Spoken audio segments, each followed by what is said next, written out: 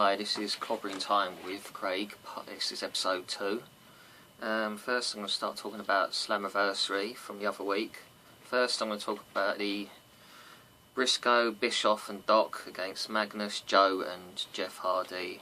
It was a good match, but it was no surprise on who won the match. It was Jeff Hardy, Magnus and Joe. Next was the tag title match, which was Chavo Hernandez defending the titles against Daniels and Kaz versus Austin Rude versus James Storm and Gunner. The winners were James Storm and Gunner in again a good match, but there was no real surprise on who ended up winning that match. Everyone I think could see it coming. Next was Jay Bradley against Sam Shaw and a gut check, which was boring and pointless. Shouldn't really have been on the pay-per-view. You can see they're nowhere near ready to be on TV yet. And it was that poor that I can't even remember who actually won the match. Anyway, Galkin versus Terrell, which was a very good match, surprisingly. It was very aggressive, which you very rarely see from the Knockouts or the Divas division. They really got stuck into each other, and it made for a very good match. And Terrell got the win by knocking Galkin off the stage and knocking her out. It was a very good match. Next was the X Division title, which was Suicide, Kenny King, Chris Sabin, which Chris Sabin won to become the X Division champion. And again, a very good, strong match, which I was actually surprised Kenny King didn't keep the title until the next pay-per-view, but they decided to go with Chris Sabin straight away.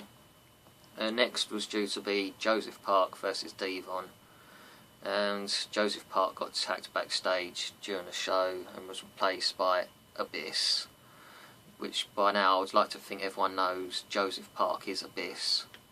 And once Abyss came out, it was pretty obvious who was going to win the match. Basically, Abyss won and became the TV champion. Next was AJ Styles versus Kurt Angle, which was always going to be a very good match. And surprisingly, Kurt Angle won the match when really I was expecting AJ to get the win. But yeah, it was a good match anyway.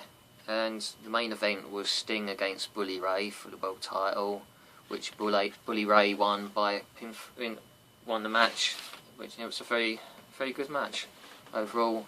But I was expecting Bully Ray to win, as he can't really lose the title yet. It's way too soon to lose it.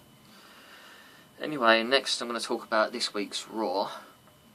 And at the start, it started with Triple H against Curtis Axel, and early into the match, Vince comes out and calls to the bell and says that Axel wins by DQ, walks off to the back, Triple H restarts the match, and then Vince decides to come back out again. It's a right palaver. Comes out and says Curtis Axel wins by forfeit this time. So then Triple H proceeds to go outside the ring and tell him it's really start the match and you have an Iron Man match. Which I was thinking, oh my god, you can't have an Iron Man match on Raw. And so Vince proceeded to come back out and told Curtis Axel to leave, and proceeded to take the ringside bell with him as well. So there's no restarting the match. Anyway, afterwards Triple H went backstage and was very annoyed, upset with Vince. Stephanie was trying to calm him down, and it was a very funny promo with the two of them where Stephanie wanted them to both hug it out, and Vince was like, "I don't hug other men," which I thought was very funny. And when they did hug, they were patting each other on the back really hard. It was like two little kids. It was funny to watch. Made for a good segment. Anyway, you had Kane against Dean Ambrose, which was a good match, but ended in DQ, which was no real surprise there. As many of these matches do seem to at the moment. Whenever it looks like the Shield are going to lose, they come out, attack Kane to stop them getting beat. But it was a good match anyway. Miz against Cody Rhodes. Now, I feel sorry for Cody. I don't know what they're doing with him at the moment, or what he's done to deserve this. But he just jobs out all the time now. It's a waste of a really good talent who could one day be a main event if they put the effort into it. But Miz won the match, which I think everyone was expecting anyway. And then after that, while Chris Jericho was in the ring, Dolph Ziggler returned to confront Chris Jericho, and Jericho wanted to fight Dolph, but he ended up being against Big E, which Chris Jericho ended up winning by pinfall, which was a decent match. And Big E's starting to grow on me now. I wasn't nuts on him at first, but he's actually starting to grow on me now. Next, Antonio Cesaro versus Sin Cara.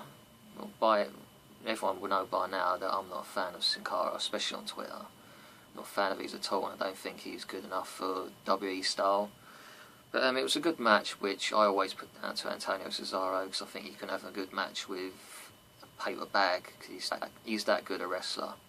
But Antonio Cesaro won the match, which he should do too, and hopefully they'll start giving him a proper push soon. The interesting side was Seb Coulter was at ringside during the match, and I'm hoping it will lead to him managing Antonio, possibly a tag team there with Jack Swagger as well. I think that would make for a very good tag team. It would do Antonio a lot of good as well. That's all I think he needs is a manager like Jack Swagger's got. Next was Randy Orton against Reigns, which was a good match, which ended in a no contest, again a bit like Kane's match. Daniel Bryan against Seth Rollins was a very good match. I mean, I'd love to see these two have a series of matches, because Daniel Bryan's on fire at the moment. It's really good to watch, and Seth Rollins is always great in the ring. Caitlin's big reveal of who her admirer turned out to be Big E Langston, which ended up with him dropping her on the floor, and then AJ's music played and she came out, and it was basically all a wind up from AJ to get to Caitlin, and Caitlin left crying. Damien Sandow beat R-Truth in a decent match. I was glad to see Damien actually win a match. And then Raw ended with John Cena and Ryback brawling in the ring, building up to Sunday's Payback pay-per-view. Next is SmackDown.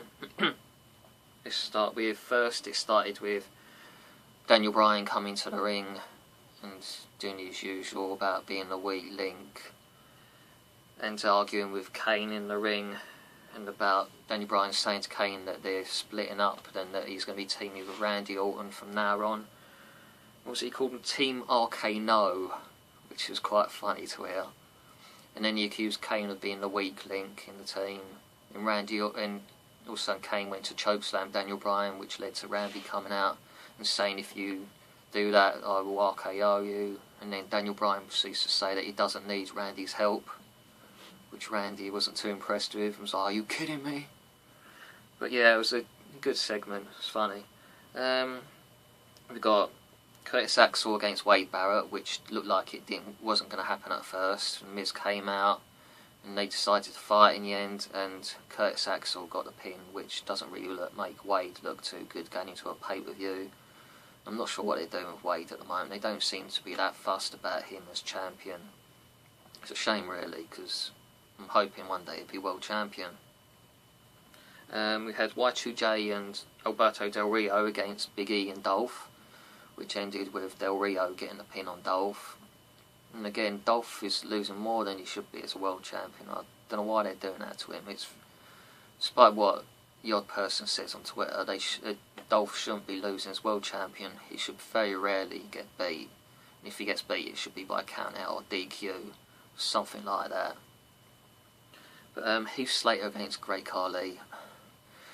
Luckily, Heath Slater won, which was a surprise, the way they are with Heath Slater these days. But Great Khali got pinned by a DDT, which is very rare. Anyone gets pinned by a DDT these days. But I don't know why they have Great Khali there. He's a waste of time, and I feel sorry for Natalya because he deserves so much better. But we had Sheamus beating Antonio Cesaro in a very good match, which yeah, you expect Sheamus to win, he very rarely loses. Caitlin against Saxana lasted about 10 seconds. Caitlin just snapped and started going crazy on Oksana and proceeded to slap the referee. So that was the end of that match, very brief. I could see something like that happening at the pay-per-view, but not so early in. The show ended with Randy Orton, Kane and Daniel Bryan beating the Shield. It was Shield's first ever defeat as a team. It was an excellent match, probably the best match I've seen on SmackDown for a long time. Yeah, it was a very good match which ended with Randy Orton RKO and Seth Rollins. as Kane pushed Seth Rollins off the top rope, and then Daniel Bryan put Seth Rollins in the yes lock, and he tapped out. But it was an excellent match for SmackDown. That was how SmackDown ended. Now on NXT, I'm only going to go through a couple of things. I can't actually remember all the matches. There was the Divas NXT Championship tournament continuing, which was Bayley against Alicia Fox, which Alicia won by pinfall. I quite like Bayley's character. It's got the marks of the Mickie James with the way she was with Trish Stratus. I could see them being able to do that if they put the effort into it. And the show ended with a new NXT champion in Bo Dallas, where he basically pushed Big E into the exposed post twice before managing to hit his finishing move onto Big E, which is not easy when you've got a bloke the size of Big E. But yeah, he got a new NXT champion, Bo Dallas, and hopefully he's going to be hell now, because as a goodie, I don't think it really works for him. And I presume with Big E, you just won't see him on NXT now because of being with Dolph Ziggler on Raw and SmackDown. But yeah, it was a good match, and yeah, new champion. Right, next I'm going to talk about preview Payback. Start with the pre-show, which is probably the first time Sheamus has been on a pre-show for a long time. It's Sheamus against Damien Sandow, and it should be a good match. Really, it should be on the main card. It's a waste being on a pre-show, which will probably only last about 5-6 minutes. But I expect Sheamus will win that match via his bro kick and by pinfall. Caitlyn versus AJ, which I think is going to end in Caitlyn getting DQ'd, because I think, like SmackDown, Caitlyn will snap and end up getting disqualified. I think AJ will win the title at a later date. Ambrose versus Kane in what should be a very good match, because Ambrose is always very entertaining in the ring. I expect Ambrose to get the win there, as it's way too soon for him to lose his title. He's only just won it. Wade Barrett versus The Miz versus Curtis Axel. I would like Wade to win this match, but I have a feeling that Curtis Axel will be the new Intercontinental Champion. But I don't think he'll pin Wade. I think he'll get the pin on The Miz. It'll sort of save Wade too much humiliation. So yeah, that's how I think that match will end. Seth Rollins and Reigns defending tag titles against Daniel Bryan and Randy Orton. And again, I think Seth Rollins and Reigns will win this match. Now, there's potentials there is that Randy turns on Daniel Bryan and just walks out on him, leaving Daniel to get beat. Or, I don't know, something goes wrong in the team and Seth and Reigns take advantage of it. But I expect Seth Rollins and Reigns to keep the titles for now. Jericho versus CM Punk. Now, there's all sorts of scenarios here. One is CM Punk no-shows, which leaves Heyman embarrassed, and then suddenly someone like Bray Wyatt replaces him, or Heyman has another client to replace him, and possibly Drew McIntyre, after seeing the interesting tweet that Drew said about going back to the Chosen One about working with Paul Heyman. Now, Paul Heyman said it's interesting. There's potential there, or Punk does show and Heyman turns on him, a bit like what he did to Brock Lesnar years ago. But I have a feeling Jericho will win that match, as he's already lost twice to Punk, so I think this will be he's won.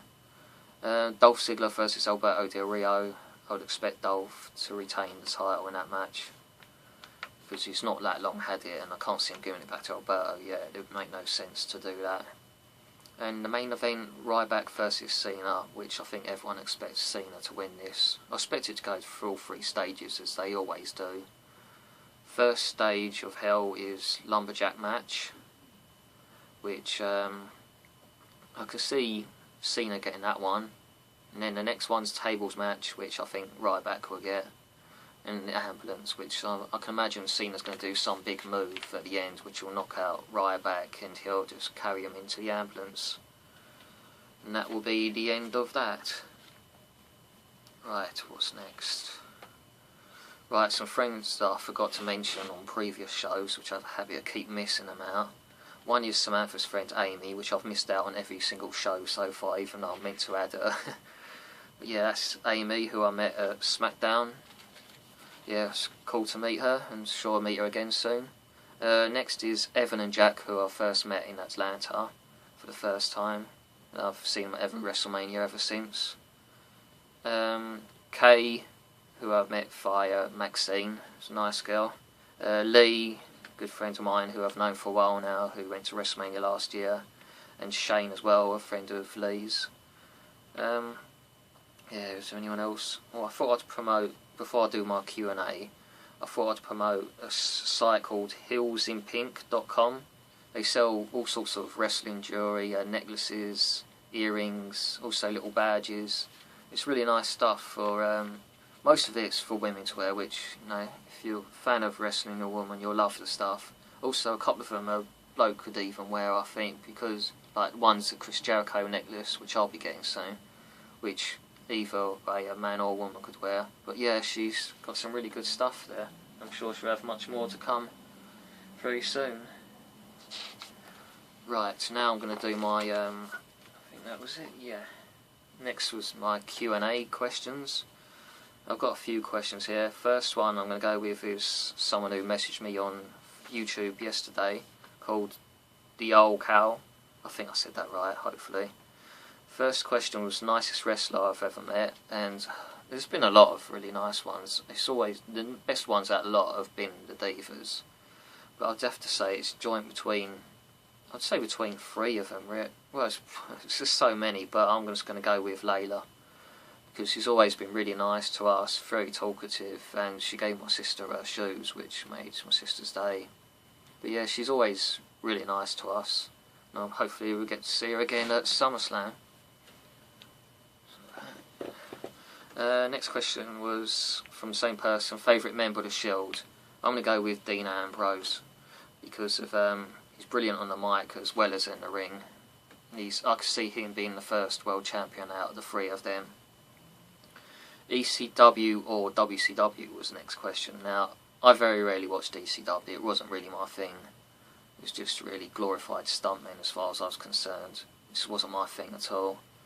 I watched WCW towards the end, but I mostly, back then, used to just watch WWE. But yeah, I'd say WCW, so I was not much of a fan of ECW. Right, the next ones are from Jess, at WrestleBuddy is her Twitter name. First one was favourite current superstar, which is Dolph Ziggler. He's been my favourite for a while now. To me, he's like the current version of Mr. Perfect, mixed with Shawn Michaels, I'd say. He's very good, and hopefully he'll be around for a long time. Most underrated in WWE, I would say that's Tyson Kidd. When he is around, he just doesn't get the push that he deserves. As far as I'm concerned, he's one of the best in-ring wrestlers there is around today. What made me start doing a YouTube show? Well, it's something I've always liked the idea of doing, but watching Wrestle Talk TV, which is based in the UK, just gave me the desire to do something like that. You know, just gave me the boost confidence to do something like that. It's something I've always liked to do, and it's good fun. What's the next one? My wrestling bucket list to do. I've done most of the ones I want to do, but I would say the one still got to do is the Royal Rumble. Out of the top four, I've already done Survivor Series, SummerSlam and WrestleMania many times, but Royal Rumble's definitely one I would like to do one day. As well as I'd like to do Bound for Glory in October, I think they have that one. I'd like to do their meet and greets, because I've heard they're very good, their meet and greets over there. Yes, the two I'd like to do one day. Right, next one was from my girlfriend, Sam Jane 1984. What got you into wrestling? Well, the first time I watched wrestling was in, I think it was 1991.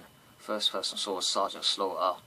I only watched it briefly, but then the next time I put it on, it was basically Ultimate Warrior that got my attention. And yeah, I thought it was brilliant, and I just started watching it from there. And yeah, I'm still watching it 22 odd years later, and I'll probably be still watching it when I'm 8 years old, if I'm still able to watch TV. If I'm still around then, hopefully I will. But yeah, I'll be still watching wrestling for the rest of my life. I'm very loyal to wrestling, no matter how poor it may be at times, or how whatever, you know, I'll stick with it no matter what. I'm not one of these that'll sulk about it and just stop watching it. I'll stick with it, because that's what you do when you're low. Now, before I go, there was something someone wanted me to talk about. Was the how some people say wrestling's fake and all that rubbish. You know, it's like, it's the outcome is pre-planned, but you try taking the bumps they do, or you know, someone should tell Dolph Ziggler recently that wrestling's fake, or Darren Draws, who's now in a wheelchair, wrestling's fake. Yeah, the outcomes might be fake, or made up, so I should say, but the bumps still hurt like hell. So, you know, I'd like to see how long those people last in the ring. But yeah, basically that's my show for this week. Next week I'll be back with talking about how Payback went, also Raw, SmackDown and NXT. And again, if you have any questions you want to ask, you're more than welcome to, and I'll answer them to the best I can. Okay, that's the end of episode 2 of Clobbering Time with Craig, and I'll see you next week. Bye.